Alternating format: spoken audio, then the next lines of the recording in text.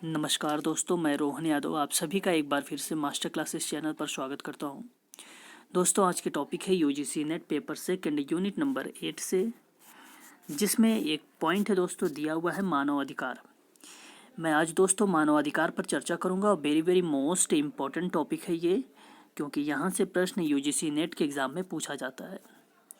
दोस्तों, ध्यान देना कि जो हर मनुष्य की प्रकृति और प्रदत्त है मानव अधिकार जीवन की वे दशाएं हैं जो मानव को समाज एवं कानून सभी कार्यों को संपादित करने की पूर्ण स्वतंत्रता प्रदान करते हैं, या अन्य शब्दों में यह कहा जा सकता है कि ऐसे अधिकार जो प्रत्येक मनुष्य को जन्मजात प्राप्त होते हैं वो मानवाधिकार कहलाते हैं।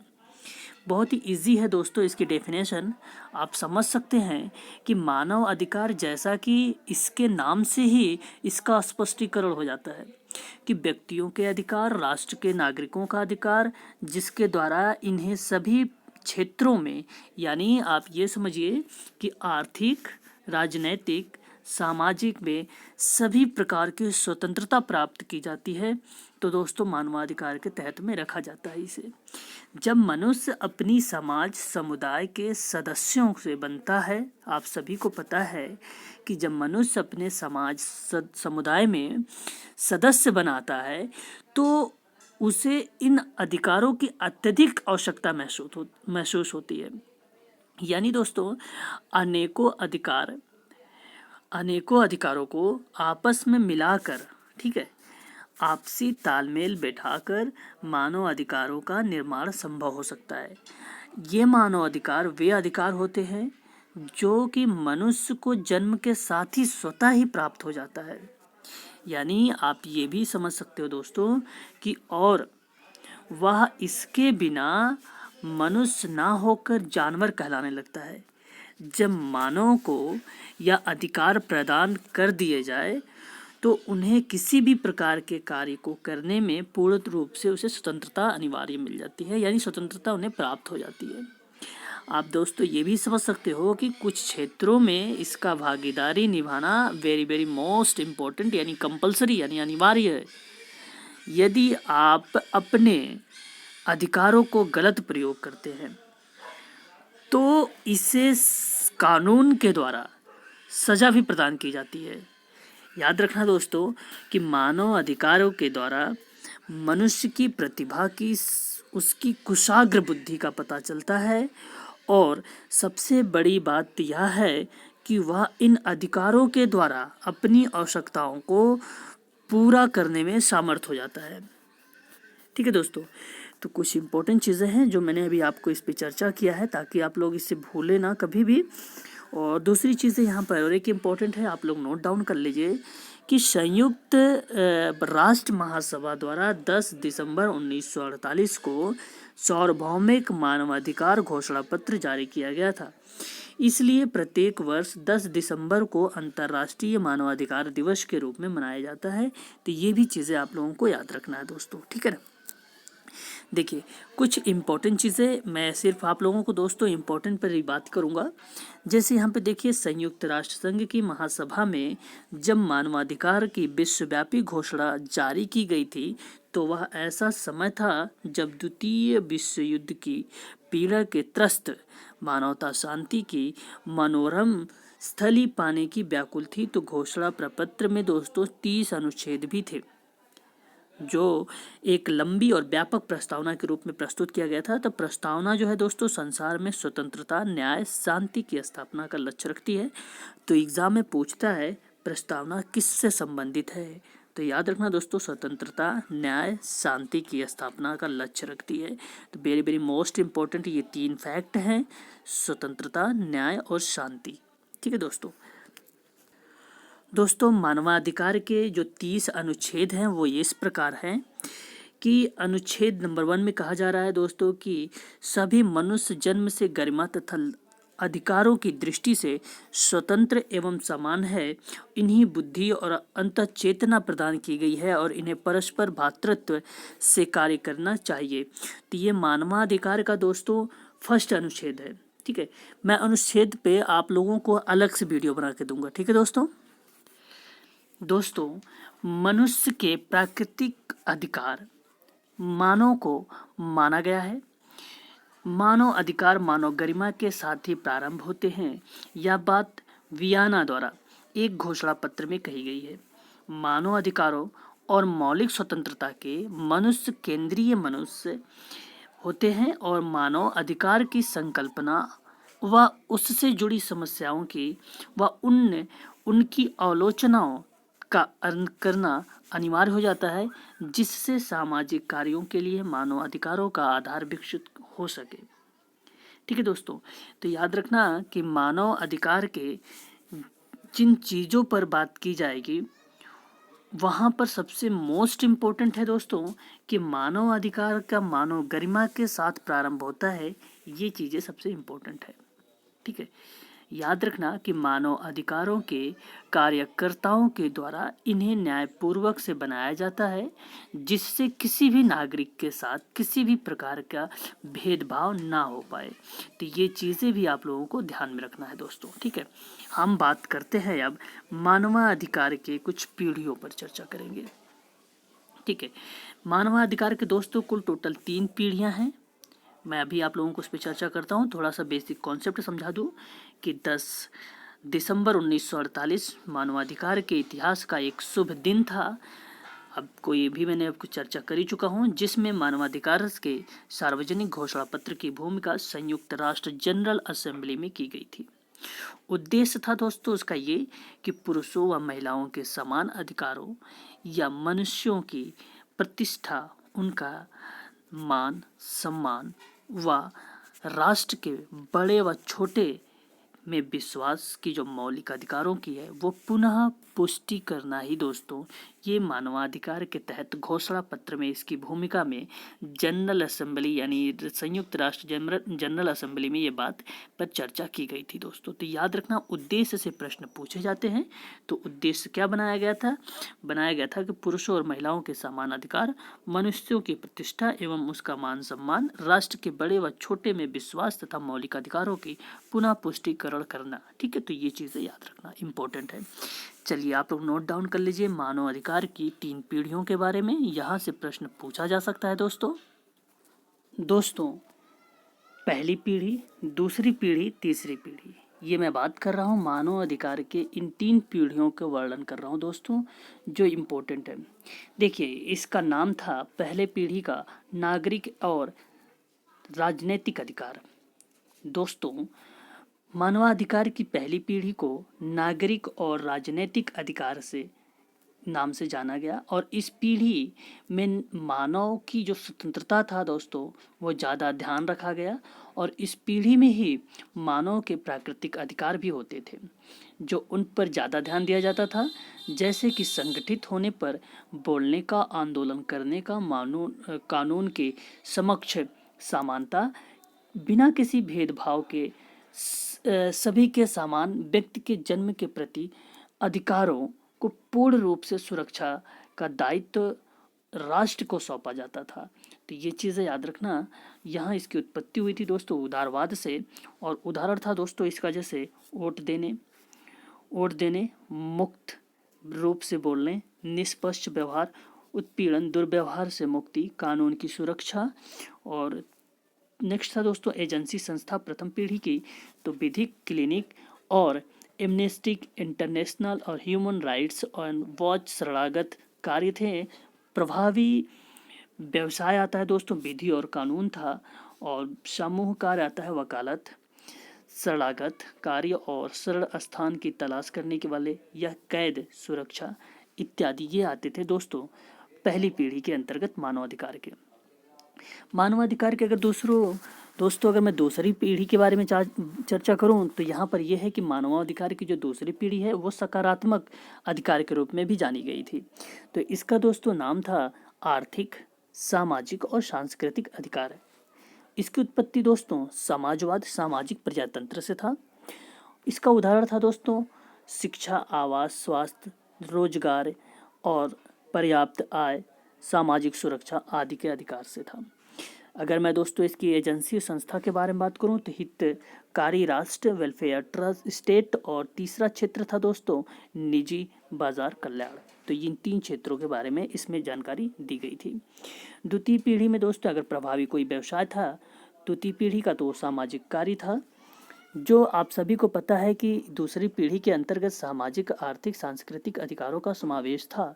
मैंने अभी इन चीज़ों पर चर्चा किया है दोस्तों, जिसमें इसी के द्वारा सामाजिक कार्यों का एक यूज़, जैसे मैंने बताया ना प्रभावी व्यवसाय, इसी का प्रयोग इसी चीज़ में इंक्लूड किया गया था और सामाजिक प्रजातंत्र की स्थापना को ज़्यादा महत्व दिया गया था और कार्यकर्ताओं का गरीबी से निपटने का जो अपना एक उद्देश्य था वो सामाजिक कार्यकर्ता को शिक्षा, आवास, उसका स्वास्थ्य, रोजगार, उचित आय के साथ साथ सामाजिक सुधार के अधिकारों में भी वो अनेक प्रकार के किए गए कार्य को भी अत्यधिक आवश्यकता की महसूस करते थे। आप दोस्तों ये समझो कि अधिकार को सामाजिक कार्यकर्ताओं के पास निश्चित रूप से होने चाहिए, जिससे कि स्वतंत्रता पूर्वक उसके सामाजिक क्षेत्र से में जो कार्य हो उसको समाज का विकास किया जा सके। ठीक है दोस्तों, तो ये चीज़ें याद रखना, क्योंकि इसमें सामूहिक कार्य था, प्रत्यक्ष सेवा, हितकारी राष्ट्र प्रबंधन, नीति, व्यवसाय और वकालत अनुसंधान। वहीं नेक्स्ट पॉइंट पर अगर मैं बात करूं दोस्तों, तो सामाजिक मानव अधिकार के तीसरी पीढ़ी और लास्ट पीढ़ी है दोस्तों थी सामूहिक अधिकार के नाम से जाना गया। ये वेरी वेरी मोस्ट इम्पॉर्टेंट है ये दोस्तों, क्योंकि दोस्तों बिना समूह में इनका कोई अस्तित्व तो नहीं होता था। ठीक है, तो ये चीज़ याद रखना, तीसरी पीढ़ी में किस चीज़ का, सामूहिक अधिकार का था। और सामूहिक अधिकार में ये कहता है क्योंकि बिना किसी समूह का इसका कोई अस्तित्व नहीं होता है, इन्हें सामूहिक स्तर पर ही लागू किया जा सकता है। यह अधिकार समुदाय, जनसंख्या, राष्ट्र के लिए ही होता था। और इसके अंतर्गत दोस्तों अगर उत्पत्ति की बात करें तो आर्थिक विकास और अध्ययन, फिर उसके बाद हरित या आदर्शवाद, यानी आप ये समझिए कि इसके अंतर्गत ही आर्थिक विकास, समृद्धि, आर्थिक वृद्धि में होने वाले जो लाभ थे, सामाजिक विकास का अधिकार के साहचर्य और सौहार्दपूर्ण उसको समाज में रहने का अधिकार, स्वच्छ एवं सुरक्षित पर्यावरण का विकास करने का अधिकार और सामाजिक, आर्थिक, राजनैतिक, व्यक्तिगत, सामुदायिक विकास को बढ़ावा देना एवं उसके परियोजनाओं को पूर्ण रूप से लागू करना अधिकार, ये सभी चीज़ें दोस्तों तीसरी पीढ़ी में निहित थी। ठीक है, तो ये चीज़ें याद रखना।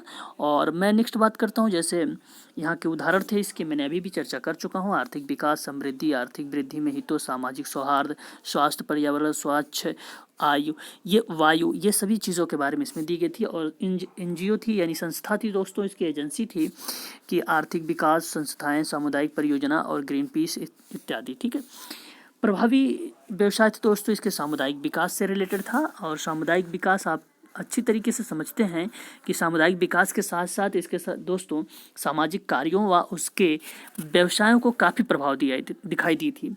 और इन पीढ़ियों के अंतर्गत ही मानवाधिकार का जो विकास था दोस्तों, वो मानवाधिकार की पीढ़ियों के ही अंतर्गत, ठीक है, उन्हीं के अंतर्गत दोस्तों मानवाधिकार को एक सादर और सम्मान किया जाता था। ठीक है, और अलग अलग अधिकारों पर चर्चा भी की गई है, इसी में अलग अलग डिवाइड कर दिया जाता था। यानी मानवाधिकार के द्वारा जो व्यक्तिगत और सामूहिक दोनों अधिकार थे वो उचित रूप से इसमें महत्व दिया गया था सामूहिक विकास में, जब अगर प्रभावी व्यवसाय से रिलेट अगर किया जाए तो यहाँ पर दोस्तों देखिए, अगर मैं सामूहिक कार्य अगर बात करूँ तो इसमें था दोस्तों सामुदायिक विकास था, सामाजिक, आर्थिक था और राजनीतिक था, सांस्कृतिक था, पर्यावरण था, व्यक्तिगत था, आध्यात्मिक था। तो इन सभी चीज़ों को दोस्तों सामुदायिक विकास में तीसरी पीढ़ी को डेवलप किया गया, यानी समूह सामूहिक अधिकार से। और द्वितीय पीढ़ी का जो रिलेट था दोस्तों सकारात्मक था ये, और आर्थिक और सामाजिक और सांस्कृतिक अधिकार से था। पहली पीढ़ी नागरिक और राजनीतिक अधिकार से रिलेटेड था। आई होप दोस्तों कि आपने मानवाधिकार की तीनों पीढ़ियों के बारे में जानकारी अच्छे से रख लिया होगा। यदि दोस्तों आप लोगों को सामाजिक मानवाधिकार की पीढ़ियों से नहीं समझ में आ रहा होगा तो आप मुझे ज़रूर कमेंट करके बताना, क्योंकि मैं इससे ईजी भी तरीके से आप लोगों को बता सकता हूँ। चलिए नेक्स्ट पॉइंट पे बात करते हैं दोस्तों। तो यहाँ पर मैंने यहाँ तक पीढ़ियों तक बात कर चुका हूँ। अब दोस्तों बात करता हूँ सामाजिक कार्य के मानवाधिकार के मौलिक संबंध है कुछ, तो ये चीज़ें याद रखना कि कुछ इंपॉर्टेंट चीज़ें हैं जो एग्ज़ाम के पॉइंट ऑफ व्यू से दोस्तों आप लोगों को याद रखना ही पड़ेगा, क्योंकि विद्यापीढ़ी के जो अंतर्राष्ट्रीय संगठन व सामाजिक कार्यकर्ताओं के द्वारा जो अंतर्राष्ट्रीय संघ की दस्तावेजों में समाज कार्य के कुल 2 प्रकार के मौलिक अधिकारों को बताया गया था जो इम्पोर्टेंट है दोस्तों। पहला था दोस्तों मानवाधिकार और प्रतिष्ठा। दोस्तों, मानव अधिकार और मानव की प्रतिष्ठा जो है, वो मानव के महत्व, उसकी प्रतिष्ठा एवं मान सम्मान पर सामाजिक कार्य आधारित होते थे और प्रत्येक व्यक्ति को ही सामाजिक भावनात्मक और आत्मिक अखंडता व कल्याण को सामर्थ्य की उसकी रक्षा और सामाजिक कार्यकर्ता के द्वारा ही जानी जाती थी। इसलिए दोस्तों इसे मानव अधिकार और मानव की प्रतिष्ठा के नाम से भी जाना जाता था। बेसिकली इसी को दोस्तों कई भागों में डिवाइड भी किया गया, जैसे आत्मनिश्चय के अधिकार का सम्मान। अब आत्मनिश्चय के अधिकार का सम्मान होता क्या चीज़ है, ये चीज़ें समझना जरूरी है, क्योंकि दोस्तों यहाँ पे लोगों के अधिकारों के सम्मान तथा उसके जीवन को बढ़ावा देने का काम सामाजिक कार्यकर्ता का होता था। तो इसलिए मानव अधिकार से प्राप्त करके जो मनुष्य की आत्मनिश्चय यानी स्वयं फैसला लेने का हिम्मत आ जाती थी, तो उस समय दोस्तों मानव अधिकार से किसी भी अधिकार को किसी भी प्रकार का खतरा नहीं होना चाहिए। तो इसलिए दोस्तों इसे आत्मनिश्चय के अधिकार का सम्मान कहा गया था। देखिए, भागीदारी का अधिकार से प्रोत्साहन देना, आप लोग को समझ जा रहे होंगे। ये तो बहुत इजी पॉइंट है कि मनुष्य को सभी क्षेत्रों में भागीदारी का बढ़ावा देने से सामाजिक कार्यकर्ता के द्वारा कुछ सेवाएं निर्धारित करनी चाहिए, जिससे कि मनुष्य अपने जीवन को प्रभावित रूप से वो कार्यों के लिए सभी निर्णय लेने में वो सफलता प्राप्त कर सके। नेक्स्ट अगर मैं बात करूं दोस्तों प्रत्येक व्यक्ति की पूर्णता में समझने का क्या मतलब है यहाँ पर, तो मानव अधिकार और मानव प्रतिष्ठा में ये भी एक अहम भूमिका निभाती है दोस्तों, कि जब परिवार, समुदाय, सामाजिक तथा प्राकृतिक परिवेश के पूर्ण व्यक्ति के सामाजिक कार्यकर्ताओं को सरोकार करना चाहिए और इसी के द्वारा व्यक्ति को सभी पहलुओं को पहचान करना अनिवार्य हो जाता है। तो इसलिए दोस्तों इसे व्यक्ति की प्रत्येक पूर्णता को समझना कंपलसरी हो जाता है। नेक्स्ट और लास्ट बात करेंगे दोस्तों मानव अधिकार को मानव प्रतिष्ठा की लास्ट शेडिंग है, जैसे सामर्थ्य की पहचान करना और विकास करना। मैंने इसलिए लिखा दोस्तों क्योंकि यूजीसी नेट के एग्जाम में अप्लाइड क्वेश्चन बन रहे हैं, तो आप लोगों के पॉइंट ध्यान रखना, क्योंकि मानव अधिकार के संबंध में अगर पूछता है कि बताइए सामाजिक कार्य और मानव अधिकार के मौलिक संबंध क्या बनते हैं, तो आप बताओगे कि मौलिक संबंध तो दो भागों में डिवाइड किया गया, एक तो मानव अधिकार और मानव प्रतिष्ठा, दूसरा बताया गया कि मानव अधिकार और सामाजिक न्याय। हम बात कर रहे हैं मानव अधिकार और मानव प्रतिष्ठा पर, वहीं पर अगर इसके बारे में चर्चा किया जाए तो सामर्थ्य एवं पहचान और उसका विकास करना। यानी दोस्तों आप ये समझिए कि व्यक्तियों और समुदाय समूह की जो सामर्थ्य पर ध्यान देकर सामाजिक कार्यकर्ता के द्वारा मनुष्य की सशक्तिकरण को बढ़ावा प्रदान करना ही चाहिए दोस्तों। इसलिए इसको मानव अधिकार और मानव प्रतिष्ठा के बारे में बताया जाता है। देखिए वेरी इजी बहुत ही सिंपल दोस्तों आप लोगों के सामने हेडिंग है, आप लोगों को समझ में आ जा रहा होगा पॉइंटों से कि किस तरीके से बताया जा रहा है। नेक्स्ट अगर मैं बात करूँ दोस्तों मानव अधिकार और सामाजिक न्याय को लेकर, तो सामाजिक न्याय और मानव अधिकार से इस सिलेबस में दे रखा है, तो याद रखना जो चीज़ें सिलेबस में ऑलरेडी इंक्लूड है तो वहाँ से प्रश्न जरूर बनेंगे दोस्तों, ये चीज़ें ध्यान देना। मैं अगर बात करूँ नकारात्मक भेदभाव, देखिए यहाँ पे अच्छा मैं पहले इसको समझा दूँ मानव अधिकार और सामाजिक न्याय क्या चीज़ है। देखिए दोस्तों सामान्य रूप से जो भी समाज में जिसके संदर्भ में अगर हम बात कर रहे हैं सामाजिक न्याय के बारे में अगर हम बात करें, तो सामाजिक कार्यकर्ताओं को उन व्यक्तियों के संदर्भ में ही उनको बढ़ावा देना चाहिए जिसके साथ वे कार्य को कर सके आसानी से। जैसे नकारात्मक भेदभाव को चुनौती देना, लिंग हो, वैवाहिक स्तर, सामाजिक आर्थिक स्तर, राजनीतिक भत्ते हो, त्वचा के रंग हो और जाति व अन्य भौतिक विशेषताएं हों, और लैंगिक अभिविन्यास हो, धार्मिक मान्यताएं हो, आयु हो, क्षमता, संस्कृति, बहुत सारी चीज़ें ऐसी हैं जो दोस्तों इन्हीं के आधार पर अगर सामाजिक कार्यकर्ताओं को नकारात्मक और भेदभाव की चुनौती देनी चाहिए। ठीक है, तो इन चीज़ों को ध्यान में देना चाहिए। और विविधता को मान्यता देना, यानी यहाँ पे दोस्तों व्यक्तिगत, पारिवारिक व समुदाय भेदों को ध्यान में रखते हुए उनके सामाजिक कार्यकर्ताओं को उन समाजों के नैतिक के, संस्कृति के विविधताओं को मान्यता और देना चाहिए, जिसके द्वारा प्रैक्टिस करते हुए भी उनको विविधताओं से उनको एक समाज की सही धारा में, सही रास्ते पर लाया जा सकता है दोस्तों। तो ये चीज़ें भी आप लोगों को ध्यान में रखना है कि मानव अधिकार में ये एक संबंध बताता है सामाजिक कार्य का। नेक्स्ट अगर मैं बात करूँ दोस्तों संसाधनों के समान के बारे में। तो संसाधनों को समान रूप से वितरित कैसे किया जा सकता है दोस्तों, तो यहाँ पर आप वितरित दिया हुआ है, तो वितरित किए जाने वाले जो संसाधन होंगे दोस्तों, संसाधनों से रिलेटेड है।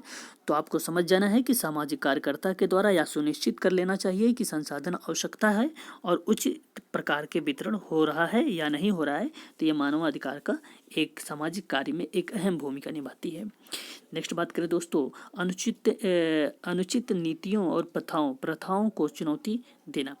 यहाँ दोस्तों है कि नीति निर्माण और उसके कर्मचारी सामाजिक कार्यकर्ता द्वारा ऐसी परिस्थितियों की ओर ध्यान आकर्षित करना चाहिए जहां पर संसाधनों की कमी, जहां पर नीतियों संसाधनों का वितरण अनुचित व हानिकारक हो सकता है। तो इस जगहों पर हमें अनुचित और नीतियों का प्रथाओं को चुनौती देना चाहिए। नेक्स्ट अगर मैं बात करूँ दोस्तों, एकता में कार्य करना। तो एकता में कार्य करने का मतलब है दोस्तों कि सामाजिक बहिष्कार, दमन और अधीनता का बढ़ावा देने वाली सामाजिक स्थितियों को सामाजिक कार्यकर्ताओं के द्वारा चुनौती देनी चाहिए। इसके द्वारा एक व्यापक समाज के रूप में कार्य करना चाहिए। तो एकता में एक कार्य करने का अहम भूमिका निभाता है। देखिए दोस्तों, आप सभी लोगों को पता भी होगा कि व्यवहार और क्रियाकलाप की जो सामाजिक कार्य के प्रासंगिक कुछ दस्तावेज हैं, जैसे मैंने चर्चा कर देता हूँ। मानव अधिकारों के सार्वजनिक घोषणा पत्र है, नागरिक एवं राजनीतिक अधिकारों अंतर्राष्ट्रीय को प्रतिज्ञा पत्र है, एक आर्थिक और सामाजिक सांस्कृतिक अधिकारों का अंतर्राष्ट्रीय प्रतिज्ञा पत्र है।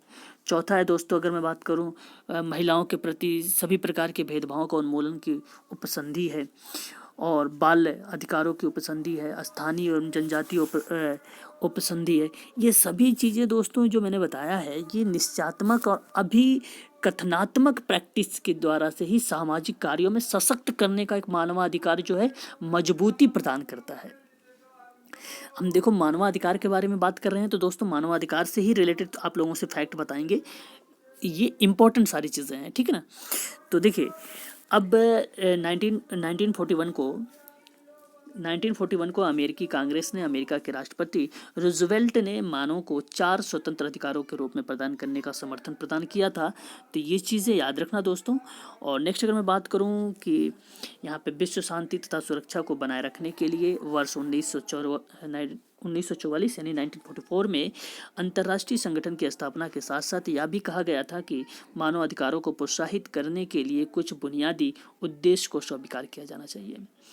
10 दिसंबर 1948 संयुक्त राष्ट्र महासभा में मानवाधिकार की एक विश्व घोषणा पत्र को अंगीकृत की घोषित किया था और श्रीमती रूजवेल्ट ने इसी संपूर्ण मानव के मैग्ना कार्टा के संज्ञा दी है। तो याद रखना दोस्तों, अगर पूछा जाए कि श्रीमती रूजवेल्ट किससे रिलेटेड है, तो दोस्तों संपूर्ण मानव समाज के मैग्ना कार्टा की संज्ञा दी थी। कुछ विद्वानों ने इसे मानवतावाद का दमकल कहकर पुकारा था। तो याद रखना, कुछ मानवतावाद का दमकल कहकर उसे पुकारा था और रूजवेल्ट ने कहा था कि संपूर्ण मानव का एक मैग्ना कार्टा है, ठीक है। चार्ल्स मलिक के बारे में बात करूं तो इन्होंने ये लिखा कि घोषणा पत्र केवल प्रस्ताव मात्र ना होकर संयुक्त राष्ट्र संघ के चार्टर का भी एक अंग माना जाता है, ठीक है दोस्तों। नेक्स्ट बात करेंगे दोस्तों कि संयुक्त राष्ट्र संघ के मानवाधिकार घोषणा में ये अधिकार शामिल हैं जो आर्थिक, सामाजिक, सांस्कृतिक अधिकार के तहत आते हैं। संयुक्त राष्ट्र की प्रस्तावना में ये चार्टर शामिल है दोस्तों। मानव के मौलिक अधिकार, मानव के व्यक्तित्व गौरव का तपन, महत्व और पुरुष और स्त्रियों का समान अधिकार। और एक और होता है दोस्तों, इस टॉपिक में मौलिक अधिकार आते हैं। तो मैंने मौलिक अधिकार के अलग से वीडियो बना रखा दोस्तों, जिसमें हमने बताया है कि 6 मौलिक अधिकार हैं। सम, स्वा, सोच, धा, सी, सय। यानी सम से हो जाएगा समता का, श्वास हो जाएगा स्वतंत्रता का अधिकार, सोच हो जाएगा दोस्तों शोषण का अधिकार, और धास हो जाएगा धार्मिक का विरुद्ध के अधिकार। फिर उसके बाद दोस्तों सय सी है, तो सी से संस्कृति और शिक्षा का अधिकार, और सय से है दोस्तों संवैधानिक उपचारों का अधिकार। तो इन 6 अधिकारों को याद रखो। पूछ लेता है कि निम्न में से बताओ कौन सा मौलिक अधिकार नहीं है, तो ये 6 याद होने चाहिए, ठीक है। तो इम्पोर्टेंट चीज़ें हैं दोस्तों।